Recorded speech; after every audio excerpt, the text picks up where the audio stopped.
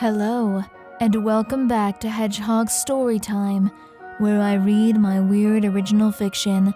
The following story is part of the Mayhem Cerebrum project, linked to the playlist in the description below. Yes, you have to read them all. No, that is not a request. So, I think more than a year ago now, when I had the Edie Valley Q&A, I talked about the fact that some of the stories going forward were going to be experiments in form. And this was one in particular I had in mind when I said that. It was definitely an experiment, and I did not know whether it was going to work until I actually read the whole thing out. I think it worked pretty well, ultimately. We'll see. Also, you may notice something very different about this episode when it starts, and that is that it is backed by an original score. That is right. I have gotten the help of the wonderful Daniel D. Teach, who's been helping me with some of my analysis videos, to score this episode. He did a phenomenal job, and I'm super excited for you to hear it. So this is really exciting for me, and probably underscores how important this episode is. But without further ado, here is In the Land of Lost Toys, Part 1. It will be very dark and very cold, and for a long time, you will have no idea where you are. Stuck in the purgatory of the unconscious, you will float in nothing for far too long, and as you do, you will feel like something is being taken from you. It won't be until later that you will realize just what it is that is missing. But slowly, gradually, a gradient of gray will creep over your vision, and sensation will make itself known. Something is hard beneath you, and it will be the solidity that grounds you enough to remember that you exist. Whoever you are. Because with a sickening sinking of your heart, you will realize that this knowledge has been lost to you. You will open your eyes, disturbed by this development. Perhaps a glimpse at your surroundings will give you a clue. But as you blearily gaze around, you will see that they do not. The cold, stone-walled cell is entirely unfamiliar. It is half dilapidated, the places where the ancient stone has collapsed reinforced with what appears to be iron bars. The entire small cell is being encroached upon by moss, vines, and other greenery, but while a certain dampness pervades the air, the hard-packed dirt remains remarkably dry. You will discover via the rather open-air nature of the cell that you are somewhere above ground, but the pervasive flora will prevent you from learning more. Frustratingly, the entire rough cube will feel entirely unfamiliar. In fact, even the very air itself will seem strange and alien. You do not know what the air is supposed to feel like, but this certainly is not it. It is only now that you will notice the dull, throbbing ache of your head and the sandpaper consistency of your tongue. Just how long have you been here? Like every question that has come to your mind, the answer will be that you do not know. Perhaps someone will appear and explain it to you, but though you have lost yourself, you will understand that you are not a very passive person. You simply do not feel like waiting to see. Your first step will instead be to find a way out of this place. This will not go well. Though the cell looks like it could crumble at any moment, the stone holds firm, and the bars even more so. You will pull at them and twist them. You will even consider biting them. But in place you will remain. Kicking at the stone will have little effect as well. The walls are far thicker than they appear. Ultimately, it seems a lost cause, and it will appear the only solution is to call for help, or at least someone to tell you what is going on. For a moment, you will hesitate. You have no idea what you will sound like. What if even that seems wrong? But you will berate yourself lightly, a pointless worry when you are rotting in a jail cell. After taking in a long, slow breath, filling your lungs with calming, if foreign, oxygen, you will shout and call for someone, ask if anyone is there. For a moment, You will bask in the euphoria of finally hearing something that sounds familiar and right, that it will take you longer than it should to realize that no one has responded. You will call out several more times, your voice sounding thin and small against the densely overgrown walls. Perhaps that is why no one has heard you. It seems you are alone here. The thought will terrify you. It is horrifying to imagine dying alone slowly, without any memory even of who you are and how you came to be here. Maybe you have already been here so long that you've simply lost your memory as a defense mechanism. The panic will start to overtake you. It will rise in your throat like burning bile, but you will bite it down, sit on a patch of moss, and try to think. It is too early to give up.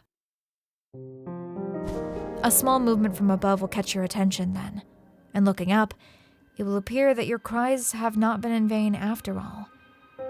Through a small section of rusting bars on the ceiling, a face will stare down at you. Yet upon closer inspection, you will hesitate to speak.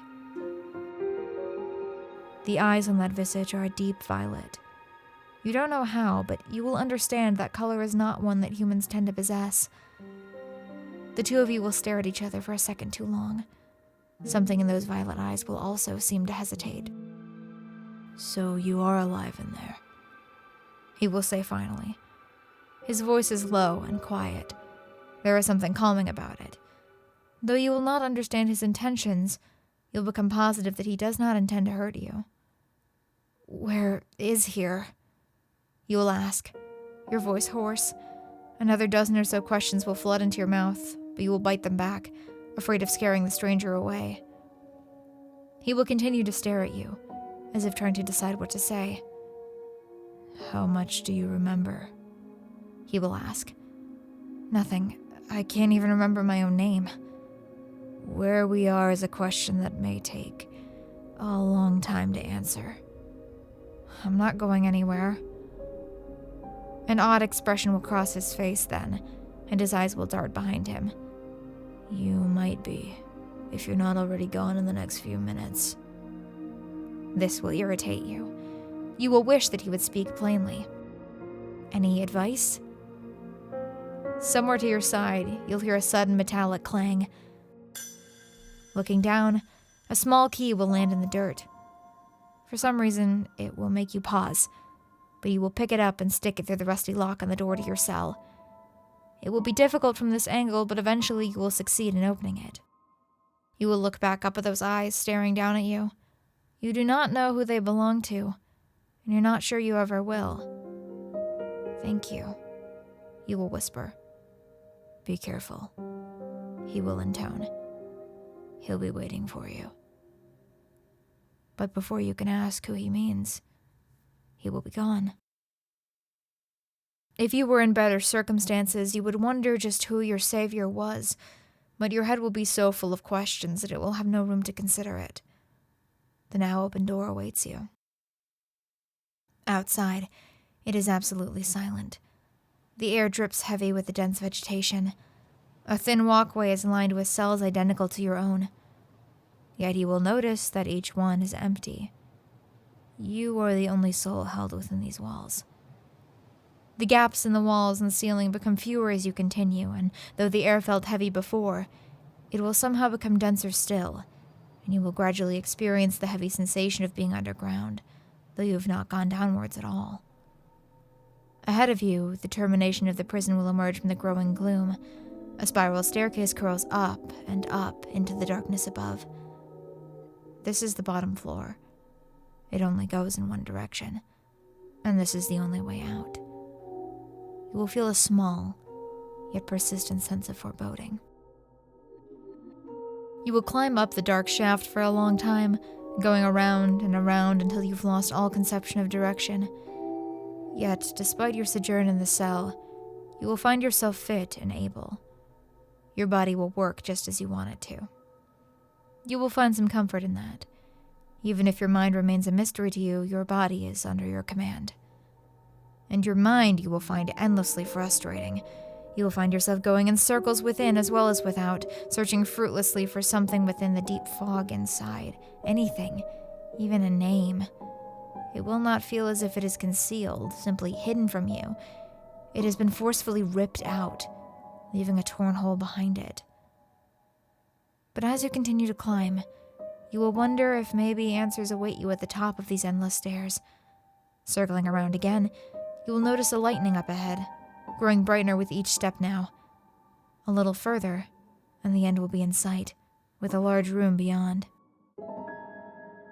It is a grand hall of sorts, with sloped walls leading to an open-air roof, and those walls almost seem to be made up of branches, dark, twisted lengths of wood all tangled up together to create a closed atrium.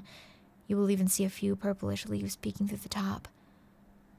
Inexplicably, the floor beneath your feet will be spotless marble, and it will echo sharply off the wooden walls as you take your first few tentative steps outside of the stairwell.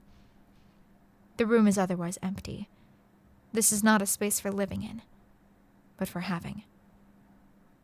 However, you will soon notice that your assertion was incorrect.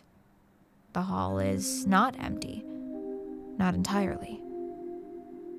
Someone will be standing in the center, staring off into the distance. He will not notice you at first. Or, rather, he will be trying not to. But you will approach, and he will turn his head to look at you. The sight will make you dizzy. You know this man, know that morose expression on his almost delicate features. But still the where and who and how are missing, stripped clean from your mind. He will know you too, it seems, for he will meet your gaze with that look of profound despair. His irises are so dark that they look black, leaving his eyes as two empty pits. You will struggle to look him in the eye for fear of falling into them. "You're awake," he will say, and a deep silence will fall across the room. You will struggle, but still, you will not be able to place him. "I'm sorry, I know," he will say. "You don't know who I am." Up until this moment, he has stood stock still, but now one of his arms will suddenly jerk. Instinctively, you will back up a step. "I'm sorry," he will frown. "We don't have much time." "Who are you?" Later, you will regret your choice of question, but it is the only thought that you can formulate into words. He will smile at that, just a twitch at the corners of his lips. "Even with no memories, you're still more worried about me than yourself." "We knew each other a long time ago." Something in the air has changed, like a cloud has fallen across the sun, except that it has already been cloudy this entire time. It feels darker in this hall. The shadows deepen. The man will seem to notice as well. He will glance around with those dark eyes, as if seeing something you are not. "Do you know?" you will ask, feeling the sudden urgency. "Do you know what happened to me?" His extremities will start twitching, just the tips of his fingers, mostly. "Your memory has been crystallized, scattered." "How?" you will ask. "Who did this? Was it you?" You will begin hearing a high-pitched ringing sound, and the shadows will start to lengthen. The room is very dark now. "If you don't run," his voice will sound strained, "you'll meet him soon." "Run?" you will ask incredulously. "I don't even know where we are. Where's there to run? And what about you?" His eyes will close, and you will wonder if he is in pain. I can't. I don't know how, but I think you're important to me," you will insist. "Take my hand." When he does not, you will lunge forward to grab it anyway. But as soon as you do, fireworks will flash behind your eyes, and you will be unsure if what you're seeing is real. It is pitch black. The air is heavy. His eyes weren't always that color, as they stare at you, unsure. Yet you will be pulled back as he jerks his hand away. You will have no idea if the action was voluntary. Because something is wrong. The faint shadow at his feet, too long, too deep, will begin to squirm and bubble and ooze, and his head will lull. "Please," he will whisper, and you will gasp as you suddenly see that attached to his arms are pieces of long, thick string that seem to lead directly back to that shadow. Please, for once, just run. You will hesitate, not because you're not afraid, because you are. You will feel like you are going to lose him again, though you can't remember the first time at all. You don't listen very well, do you? That voice did not come from the man, who will increasingly resemble a puppet on strings. Rather, you will swear that it emerged from that bubbling, morphing shadow behind him. It will freeze you in place. That voice. You do not know anything, but you know that voice. That shadow will begin to creep up the man's legs, up to his torso. You will realize that it is too late for him. It probably already was. You can't save him now, not as confused and weak as you are. There's only one thing you can do. I'm sorry, you will whisper, and as you vow to yourself that you won't leave him to this horrific fate, that you will find a way back to him, you will turn around and run. The shadows will follow you, creeping along the walls and floors, tendrils grabbing at your ankles. One will manage a grip, and it will leave a burn behind as you shake it off. Ahead of you, you will see the light of the sky, getting closer and closer. But as you clear the threshold of the open arch, your heart will sink. All you can see for a moment is sky, stretching out and around you. You are somewhere very high up. Far, far below you, so far that it appears murky and indistinct, is the ground. And yet, the shadows will approach, unimpeded by the cloudy day. Your ankle will burn. If they reach you, you will die.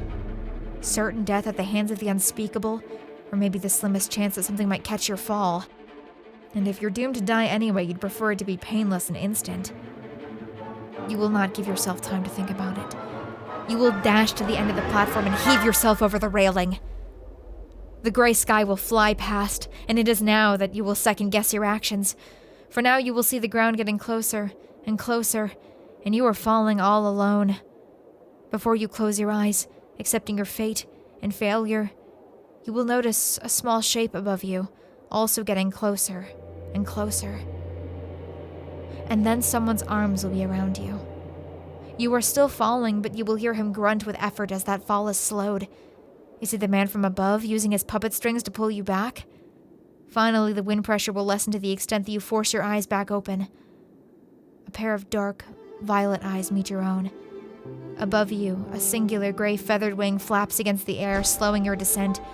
It mashes his ash-colored hair that the wind is pushing back off of his face. His body will tense as he attempts to expend your momentum. Below you, a lake will rapidly approach.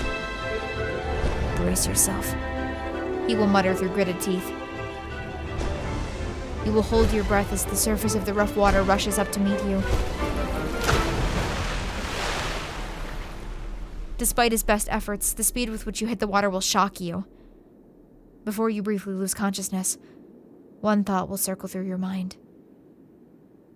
This is the second time he saved you today.